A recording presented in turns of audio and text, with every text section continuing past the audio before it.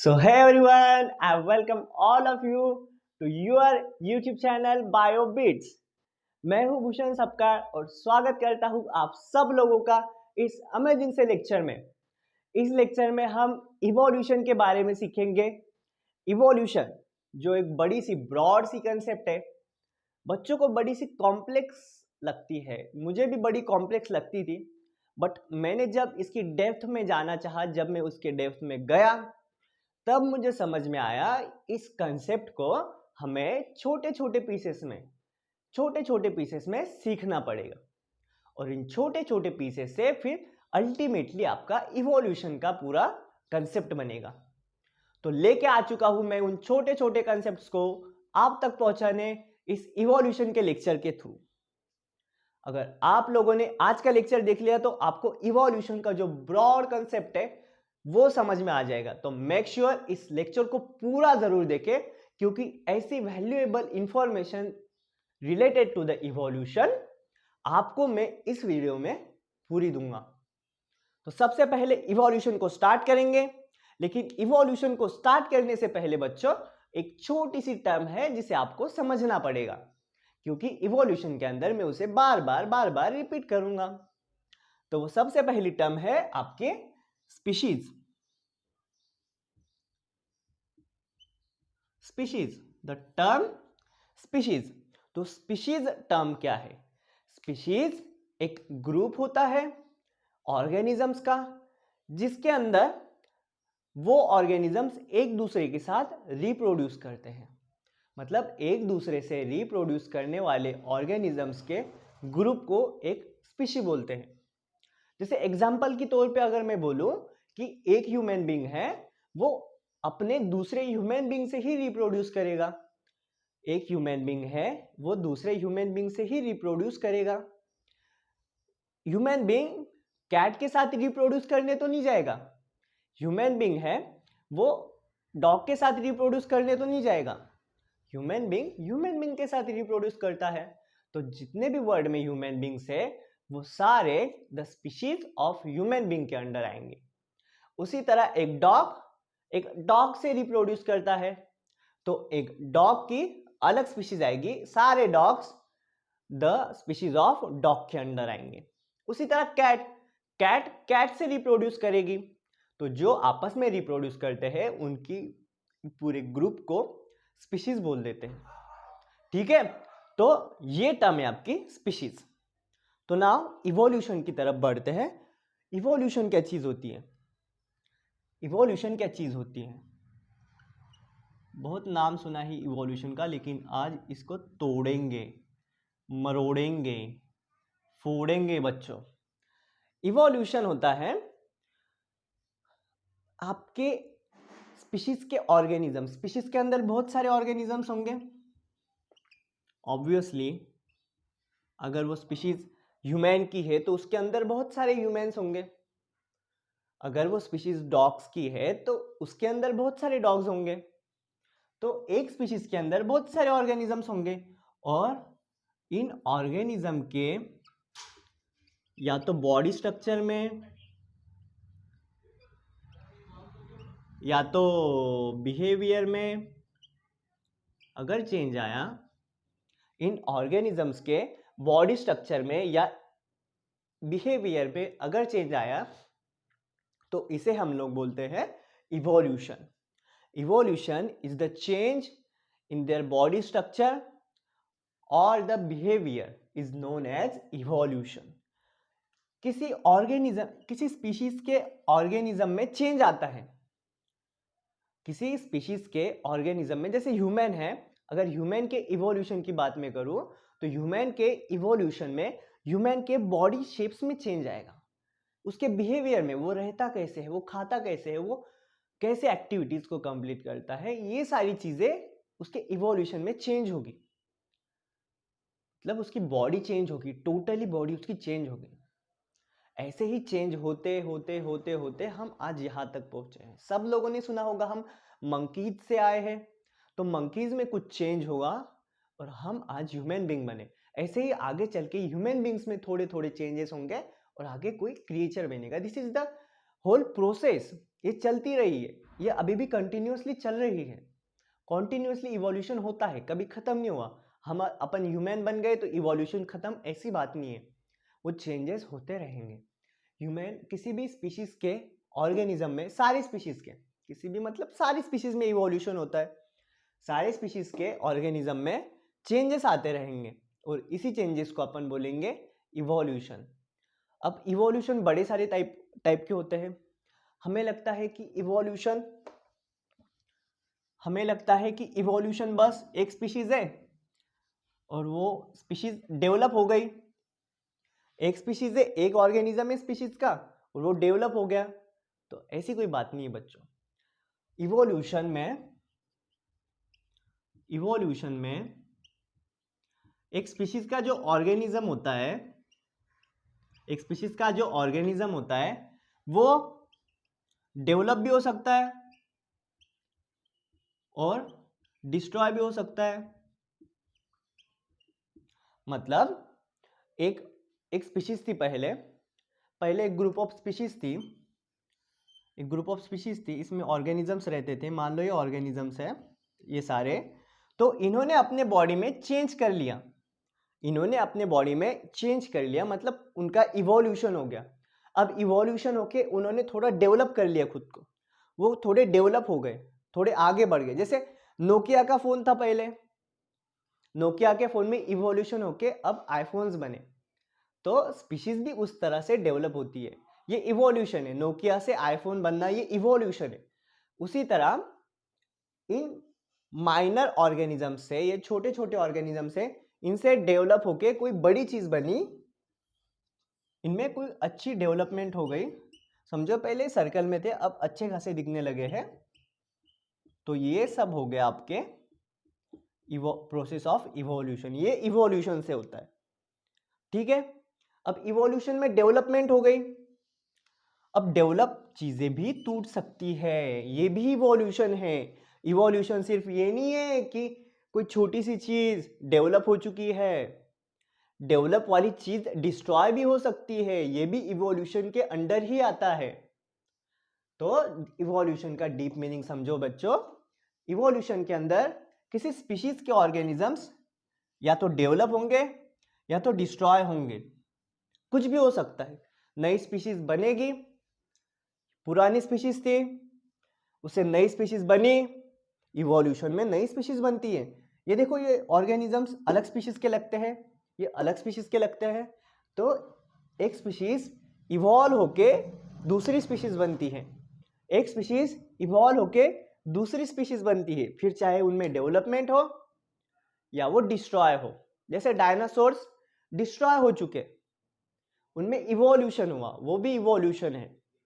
Dinosaurs destroy हो गए, उनमें इवोल्यूशन हुआ। और हम मंकीज थे तो मंकी से डेवलप हुए, हम में भी इवोल्यूशन हुई, डायनासोर्स में भी इवोल्यूशन हुई। बस डायनासोर्स डिस्ट्रॉय हुए और हम डेवलप हुए। ये है broad concept of evolution.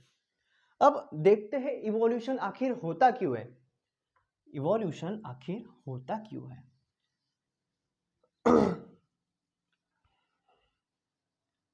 Evolution आखिर होता क्यों है, क्यों चेंजेस करते हैं? क्या जरूरत है किसी ऑर्गेनिज्म को, किसी स्पीशीज को खुद के बॉडी के अंदर चेंज करने की? क्या जरूरत है? ऑब्वियस सी बात है, अगर कोई जरूरत नहीं है तो कोई चीज कोई करेगा नहीं। और इन्होंने चेंज किया, खुद के बॉडी में चेंज किया, समझो। तो क्यों किया चेंज? कोई मुसीबत, कौन सी मुसीबत आन पड़ी थी जो इन्हें अपने बॉडी में चेंज करना पड़ा? तो देखिए मुसीबत क्या थी। इस मुसीबत को समझने के लिए आपको एक टर्म समझनी पड़ेगी, एक स्टोरी सुननी पड़ेगी कि हम लाइफ पे कैसे ओरिजिनेट हुए। सबसे पहला ऑर्गेनिज्म, सबसे पहली जिंदा चीज इस धरती पे कैसे आई, यह आपको समझना पड़ेगा। इस अर्थ पे सबसे पहला ऑर्गेनिज्म कैसे ओरिजिनेट हुआ, ये चीजें आपको समझनी पड़ेगी। तो देखिए, इस स्टोरी को स्टार्ट करेंगे अपन अपनी प्यारी प्यारी अर्थ से। अर्थ बड़ी ही प्यारी है, उसकी मेरी यारी है, उसकी मुझे यारी है, उसकी हम सबकी यारी है, सबकी यार है वो। अरे वाह, सर्कल बढ़िया बन गया। बच्चों डायग्राम में हाथ थोड़ा तंग है, लेकिन सर्कल देखिए बढ़िया बन गया आज। सॉरी। अर्थ है, अर्थ है, अर्थ पे स्टार्टिंग में कोई नहीं था, कोई चीज नहीं थी, ना कोई बैक्टीरिया था, ना वायरस था, ना ऑर्गेनिज्म थे, कोई नहीं था। सबसे पहले ऑर्गेनिज्म कैसे बना और वहां से अब तक हम लोग कैसे आए, ये सारी स्टोरी देखेंगे अपन। सबसे पहले अर्थ पे बस कुछ एलिमेंट्स थे, जैसे हाइड्रोजन, कार्बन, नाइट्रोजन, ऑक्सीजन, बस ऐसे कुछ एलिमेंट्स थे। और अर्थ के सरफेस पे बड़ी हीट थी, बड़ी हीट थी, अर्थ के सरफेस पे बड़ी सारी हीट थी। So with the help of this heat, इस हेल्प की मदद से ये सारे एलिमेंट्स कंबाइन हो गए। ये सारे एलिमेंट्स क्या हुए, कंबाइन हुए, एक दूसरे से मिल गए, उन्हें हीट एनर्जी मिली। वो पहले अनस्टेबल थे, लेकिन उन्हें हीट एनर्जी मिली, वो एक दूसरे से कंबाइन करके स्टेबल हो गए। उन्होंने कुछ कंपाउंड बना लिए, कुछ चीजें बना लिए, कुछ कंपाउंड बना लिए। अब ये कंपाउंड्स दो तरह के थे, इनऑर्गेनिक थे और ऑर्गेनिक थे। कुछ ऑर्गेनिक चीजें भी बनी, कुछ इनऑर्गेनिक चीजें भी बनी। बट नाउ ऑर्गेनिक चीजों से और इनऑर्गेनिक कुछ चीजों से, ऑर्गेनिक चीजों में बना जैसे अमाइनो एसिड बने, कार्बोहाइड्रेट्स बने, छोटे छोटे कंपाउंड्स, ये छोटे छोटे कंपाउंड्स हैं, जैसे फैट के मॉलिक्यूल्स बने, फैटी एसिड्स बने। यहाँ पे इनऑर्गेनिक में अलग अलग गैसेस बने, CO2 बने, हाँ ना, हीलियम गैसेस वगैरह अलग अलग गैसेस आई और अलग अलग कंपाउंड्स बने। जैसे इनऑर्गेनिक में समझ लो कैल्शियम बना, कैल्शियम फॉस्फेट वगैरह, जो कैल्शियम फॉस्फेट आपके टीथ में पाया जाता है, ये सारी चीजें बनी। और अल्टीमेटली इन्होंने मिलके, इन सब ने मिलके आपकी एक सेल बना दी। देखो छोटे छोटे चीजों से एक बड़ी चीज बनने जा रही है। पहले सिर्फ एलिमेंट्स थे, एलिमेंट्स कंबाइन हुए, कुछ छोटे छोटे सब्सटेंसेस बने। अब वो छोटे छोटे सब्सटेंसेस आपस में कंबाइन होंगे और आपकी एक सेल बना देंगे। तो इन सब ने मिलके एक सेल बना दी। और एक बात समझो, ये सारा आपका इवोल्यूशन हो रहा है। पहले एलिमेंट्स थे, एलिमेंट्स ने खुद के अंदर चेंज किया, खुद के अंदर चेंज करके ऑर्गेनिक एंड इनऑर्गेनिक कंपाउंड्स बनाए। इनऑर्गेनिक एंड ऑर्गेनिक कंपाउंड्स ने खुद के अंदर चेंज करके एक सेल बनाई। इवोल्यूशन हो रहा है आपका ना। हाँ, एक और बात ध्यान दो, इवोल्यूशन में बड़ा सा टाइम लगता है। ये एक रात का या एक दिन का सीन नहीं है। मैगी नहीं 2 मिनट में बन जाएगी। This is not a noodles, इसे टाइम लगता है, इसे टाइम लगता है। This is not a Maggi, इसे बनने में बहुत सारा पीरियड लगता है, बहुत ज्यादा टाइम लगता है, मिलियंस एंड मिलियंस ईयर्स लगते हैं, इसे बहुत ज्यादा टाइम लगा था। सो इवोल्यूशन में टाइम लगता है। कोई भी चीज, कोई भी अगर body shape, body structure change करना है आपको, तो उसमें टाइम लगेगा, ऑब्वियस सी बात है। तो इवोल्यूशन में ये सारी चीजों में टाइम लगा। अब ये जो सेल बनी, ये सेल आगे इवॉल्व हुई, इवॉल्व हुई, चेंज किया उसने भी खुद के अंदर। इवोल्यूशन चलता रहता है, मैंने बोला था कॉन्टिन्यूस प्रोसेस है। तो सेल ने खुद के अंदर इवॉल्व किया, चेंज किया, और चेंज करके सेल ने कुछ और सेल्स बना ली, एडवांस सेल्स। ये आपका अब नोकिया बन चुका है। नोकिया से अब इवोल्यूशन कर करके अपन आईफोन्स तक जाएंगे। नोकिया से फिर 3G फोन आया, 4G फोन आया, फिर एंड्रॉयड्स वगैरह आए, फिर आपका आईफोन वगैरह आया। हायरार्की है, पूरी पूरी हायरार्की है। तो ये सारी चीजें ऐसे ही चलती है, ये भी इवोल्यूशन है। ये मोबाइल्स का इवोल्यूशन है, ये आपकी सेल्स का इवोल्यूशन है। कुछ इस तरह से ही आपका इवोल्यूशन हुआ था। सेल्स चेंज हुई, सेल्स ने खुद को चेंज किया, फिर कुछ सेल्स बने, कुछ अच्छे सेल्स बने, फिर ये सेल्स ने मिलकर कुछ ऑर्गन बनाया, कुछ टिश्यू बनाया, कुछ ऑर्गन बनाया। फिर ऑर्गन के अंदर चेंज होते होते थोड़ा ऑर्गेनिज्म बनने लगा, फिर ऑर्गेनिज्म के अंदर चेंज होते होते फिर अलग क्रिएचर्स बने, अलग स्पीशीज बनी,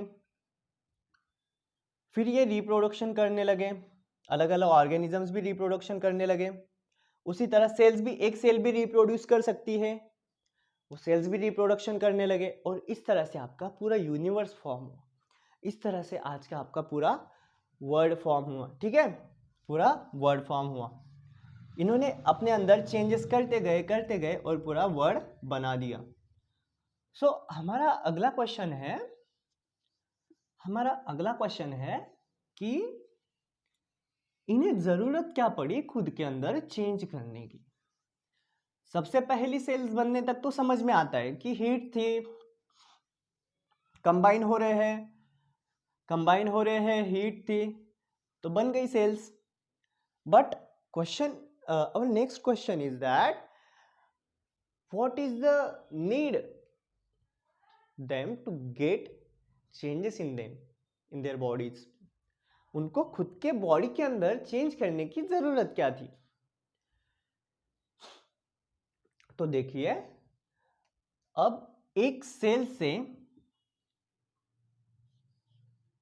खुद के इवॉल्व होके अलग अलग सेल्स बनी, बट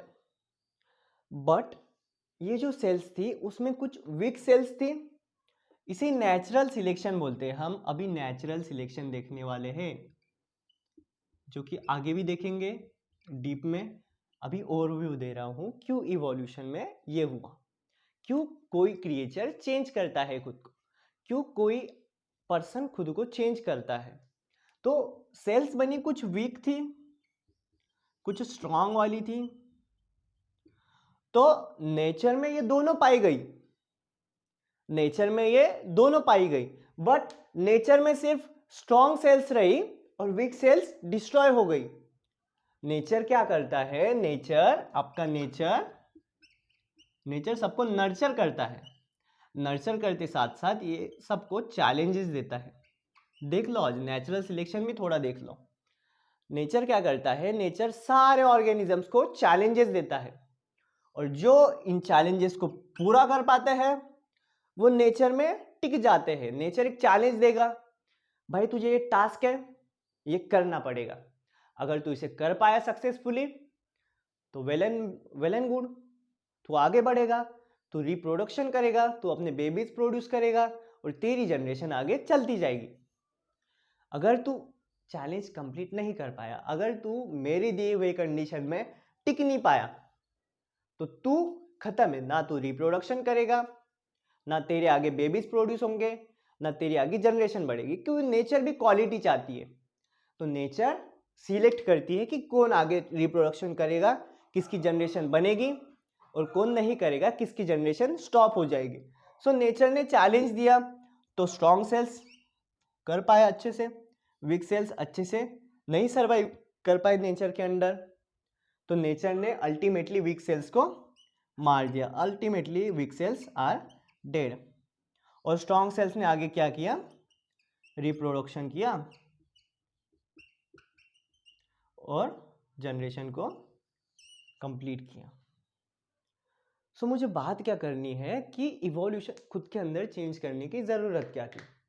तो जब नेचर ने चैलेंज दिया तो जो चेंज कर पाए खुद के बॉडी में, नेचर अलग अलग चैलेंज देती है, तो अलग अलग चैलेंज को पूरा करने के लिए खुद के बॉडी में अलग अलग चेंजेस करने होते हैं, और जो उन चैलेंजेस को कंप्लीट करता है, खुद के बॉडी के अंदर चेंज करता है, वो सक्सेसफुली लॉन्च कर जाता है, सक्सेसफुली रिप्रोड्यूस कर जाता है। और जो चेंजेस नहीं कर पाता वो आफ्टर ऑल डेड हो जाता है। ये भी रिप्रोडक्शन है, सॉरी ये भी इवोल्यूशन है, ये भी इवोल्यूशन, इवॉल्व हुए ना, चेंज हुआ उनमें, जिंदा थे मर गए, चेंज हुआ, इवोल्यूशन हुआ। लेकिन ये निगेटिव वाला इवोल्यूशन हुआ, ये पॉजिटिव वाला हुआ। तो इवोल्यूशन क्यों होता है, चेंज क्यों होता है किसी बॉडी में, नेचर के अंडर सरवाइव करने के लिए। नेचर आपको चैलेंज देगा, आपको उसे कंप्लीट करना है, अगर नहीं कंप्लीट करोगे तो मर जाओगे, डू और डाई, ये सिचुएशन नेचर देती है। जो डू कर गए वो रिप्रोडक्शन करेंगे, और जिन्होंने रिप्रोडक्शन किया वो अगले जनरेशन में पास करेंगे, तो उनकी स्पीशीज आगे बढ़ती जाएगी। तो अगले स्पीशीज को, अगली जनरेशन को अलग चैलेंज देती है नेचर, फिर अगली जनरेशन खुद के अंदर थोड़े अलग चेंजेस करती है, फिर से रिप्रोड्यूस करेंगे, फिर से उनके बेबीज होंगे, फिर से अगली जनरेशन को अलग चैलेंजेस, अलग इन्वायरमेंट। तो अलग इन्वायरमेंट पे रहने के लिए वो कुछ अलग डेवलपमेंट करेंगे, अलग इवोल्यूशन करेंगे, अलग चेंजेस करेंगे बॉडी में, और इसी तरह चेंजेस कर करके जनरेशन टू जनरेशन आपकी शेप्स, बॉडी के शेप्स, बॉडी के बिहेवियर, सारी चेंजेस होते रहते हैं। इसको आप आपके पेरेंटल और आप जनरेशन से भी देख सकते हो। अब आपके पेरेंट्स के थॉट्स आपसे कभी कभी मैच ही नहीं करते। बहुत सारे स्टूडेंट्स होंगे उनके पेरेंट्स के थॉट्स उनसे मैच नहीं करते। क्यों? क्योंकि उनके ज़माने में नेचर की कंडीशन अलग थी, आपके ज़माने में नेचर की कंडीशन अलग है। आपको अलग से फ्रीडम है, उनको अलग से फ्रीडम था। वो कुछ अलग काम करते थे, आप कुछ अलग करते हो। तो इसका मतलब ये हुआ कि आपके पेरेंट्स से आपकी जो जनरेशन है, आपके पेरेंट के जनरेशन से आपकी जो जनरेशन है, उस जनरेशन में इवोल्यूशन हुआ, इवॉल्व हुआ, चेंज किया। आपके पेरेंट ने, आपने आपके पेरेंट के जनरेशन से थोड़ा तो भी आपके बिहेवियर में चेंज कर लिया, तो आपने भी इवोल्यूशन किया। मैंने बोला था इवोल्यूशन की प्रोसेस आगे चलती जाएगी। अब आपके जो आप रिप्रोडक्शन करोगे, आपके जो बेबीज होंगे, आपकी जो अगली जनरेशन होगी, उसमें अलग ट्रेट्स होंगे, उसमें अलग क्वालिटीज होंगी, उनका बिहेवियर अलग होगा। वो भी इसी तरह आपसे बात करेंगे कि आप आउटडेटेड टाइप हो। अब जैसे आप बात करते हो ना अभी, बुरी बात है ये, पेरेंट लोगों को ज़्यादा समझता है अपनों से, तो उनके साथ अच्छे से बिहेव करते जाओ। सो ये था आपका इवोल्यूशन। समराइज करता हूँ सारी चीज़ें। इवोल्यूशन क्या चीज़ है? इवोल्यूशन चेंजेस है आपके बॉडी के अंदर, आपके स्ट्रक्चर के अंदर, आपके बिहेवियर के अंदर चेंजेस आना, ये होता है इवोल्यूशन। और इवोल्यूशन क्यों होता है? क्योंकि आपको उस नेचर ने दिए हुए टास्क को कंप्लीट करना है, उस नेचर के अंदर सरवाइव करना है, इसलिए आपका इवोल्यूशन होगा। और सबसे पहले अर्थ कैसे बनी? अर्थ पे न्यू ऑर्गेनिजम्स कैसे बने, वो ऑर्गेनिजम्स कैसे इवॉल्व करते हुए आगे गए, कैसे उन्होंने आगे पूरी रिप्रोडक्शन करके पूरी स्पीशीज बना ली अपनी, कैसे एक स्पीशीज ने खुद में चेंज किए और कैसे न्यू स्पीशीज बनी। हाँ, एक टर्म देख लो, देखो समझो, ये एक स्पीशीज थी, ये एक स्पीशीज थी, इसमें 4 लोग रहते थे, समझो इसे, बस 4 लोग थे, 4 लोग थे, 4 लोग थे। एक चारों पर्सन्स 4 अलग अलग नेचर में गए। एक फॉरेस्ट वाली नेचर में गया, एक ओशन वाली नेचर में गया, एक पूरी लैंड वाली नेचर में गया, ठीक है। और एक पर्सन जो है वो समझो उधर ही रहा, उसी नेचर में रहा। फोर्थ वाला जो बंदा है वो उसी में रहा। ये फर्स्ट वाला बंदा, ये सेकंड वाला, ये थर्ड वाला और ये फोर्थ वाला कहीं नहीं गया, वहीं पे रहा। तो इनके नेचर अलग हो गए। पहले सब एक दूसरे की तरह ही दिखते थे, एक दूसरे की तरह ही उनकी बिहेवियर थे, बट अब फर्स्ट वाले ने अपना नेचर चेंज किया, फॉरेस्ट में गया। सेकेंड वाले ने अपना नेचर चेंज किया, ओशन में गया। मतलब नेचर चेंज नहीं किया, वो उस दूसरे नेचर में चला गया। तीसरे ने लैंड पे चला गया और फोर्थ वाला वहीं पे रुका। तो अब थोड़े दिनों बाद, इवोल्यूशन में टाइम लगता है, थोड़े दिनों बाद इनकी अलग स्पीशीज बन गई, इनकी अलग स्पीशीज बन गई, इनकी अलग स्पीशीज बन गई और इनकी अलग स्पीशीज रह गई। कुछ ऐसे हुआ। ये जब फॉरेस्ट में गया तो इसको नेचर ने अलग चैलेंज दिए। फॉरेस्ट के अंदर अलग चैलेंज होंगे, ट्रीज पे चढ़ना, तेज भागना। ओशन के अंदर अलग चैलेंजेस होंगे, वाटर के अंदर ज्यादा टाइम सरवाइव करना। लैंड पे अलग चैलेंजेस होंगे। तो ये सबके चैलेंजेस अलग थे। तो सबके अलग अलग चैलेंजेस के लिए सब ने खुद के बॉडी के अंदर चेंजेस करना चालू किए। इसने देखा यहाँ पे सब मजे से रहते थे, किसी को जंगल में जाने की जरूरत नहीं, ट्रीज पे चढ़ने की जरूरत नहीं, खाना खाते थे सोते थे, खाना खाते थे सोते थे, खाते पीते घर के लगते थे यहाँ पे। पर जब एक बंदा, पहला वाला बंदा फॉरेस्ट में गया तो इसे स्ट्रगल करना पड़ा।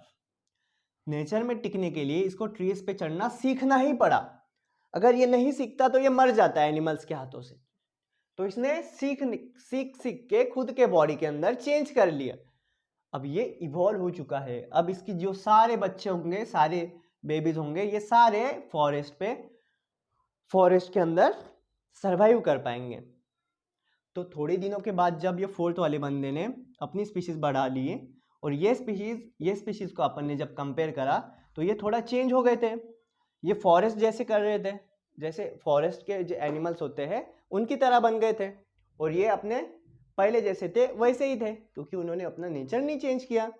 उसी तरह ओशन में जो बंदा गया था उसने अपनी अलग जनरेशन बना ली, अपनी अलग रिप्रोडक्शन करके अलग चीज़ें बना ली। तो ओशन के अंदर अलग चैलेंजेस थे, उन चैलेंजेस को पूरा करने के लिए उसने खुद के अंदर चेंजेस किए। खुद के अंदर चेंजेस करने के बाद जो जनरेशन बनी है वो अलग बनेगी, फॉरेस्ट से ये अलग दिखेंगे। सिमिलरली इसमें हुआ। तो ये होता है इवोल्यूशन से। इवोल्यूशन से नेचर के चैलेंजेस कंप्लीट करने के लिए सब अपने अंदर कुछ चीज़ें बदलते हैं, और इसी बदलाव को कहते हैं इवोल्यूशन। इसी होते हुए बदलाव को कहते हैं इवोल्यूशन। ऐसे ही इवोल्यूशन से जो एक सेल बनी थी, उस एक सेल से इवोल्यूशन हो के फिर आज आपका ह्यूमन बना है। आज आपका ह्यूमन बना है। ये था पूरा टर्म इवोल्यूशन का। आई होप आप लोगों को पूरा इवोल्यूशन कट टू कट आ चुका है, और आगे में एविडेंसेस ऑफ इवोल्यूशन की, भाई ये चीजें हुई थी, बंदा थोड़ा थोड़ा, ऑर्गेनिज्म थोड़ा थोड़ा बदलना चालू था और अभी भी चालू है। ये एविडेंसेस ऑफ इवोल्यूशन के अंडर अपन देखेंगे। तो मेक श्योर आप अगला वीडियो भी जरूर देखें, पिछला वाला भी जरूर देखें और ये वाला भी जरूर देखें। अगर मजा आया तो कमेंट में जरूर कीजिए, जरूर लिखिए कि मजा आया। आपके कमेंट्स मेरे लिए बहुत इंपॉर्टेंट है, आपके रिव्यूज मेरे लिए बहुत ज्यादा इंपॉर्टेंट है। ये मुझे आप तक कनेक्ट करते हैं, आप बच्चों तक मुझे कनेक्ट करते हैं, और आप लोगों का बहुत सारा प्यार मुझे मिलता है कमेंट्स के थ्रू। तो मेक श्योर कमेंट प्लीज कीजिए, मैं जरूर रिप्लाई करूंगा, और अगला वीडियो जल्द ही आप तक पहुंच जाएगा। तब तक के लिए पढ़ाई करते रहिए, रीडिंग करते रहिए, स्टडी करते रहिए। आपके बोर्ड की एग्जाम से पहले आपका सिलेबस खत्म हो जाएगा। यहाँ पे मैं रिवीजन भी लूंगा 2 बार 3 बार। हसल करते रहेंगे दिन में, अभी एक चालू है, अभी दिन में 4 5 वीडियो डालूंगा मैं, दिन भर आप ही के ऊपर काम करूंगा। तो मेक श्योर आप भी मुझे सपोर्ट कीजिए, आपके दोस्तों को चैनल की लिंक शेयर कीजिए, उन्हें भी अच्छा कंटेंट पढ़ाने लगिए। तब तक के लिए मैं अगली वीडियो को प्रिपेयर करता हूँ, आप आपका बोर्ड का प्रिपरेशन कीजिए। तब तक के लिए गुड बाय, नमस्कार।